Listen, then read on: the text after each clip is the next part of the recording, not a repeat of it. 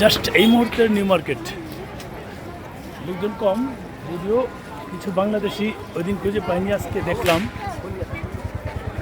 বাংলাদেশের সংখ্যা বাড়তেছে। যেহেতু বাড়ছে, আশা করি আগের মতো অবস্থা হবে। এদিক দিয়ে হেঁটে যাওয়া যেত না, এখন দেখুন একেবারেই কিন্তু খালি। হেঁটে যাওয়ার উপক্রম ছিল না, এখন পুরোটাই খালি।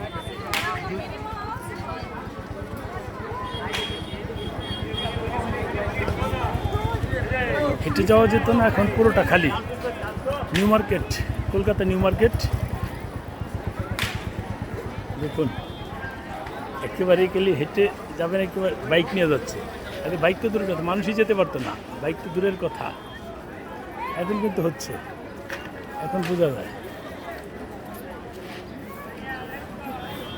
যে মানুষ নাই, এটা বোঝা যায়। খালি ব্যাগের দোকানগুলো কিন্তু কথাই বলা যেত না, এত ভিড় ছিল। এখন কিন্তু পুরোটাই দেখা যায়, দেখুন।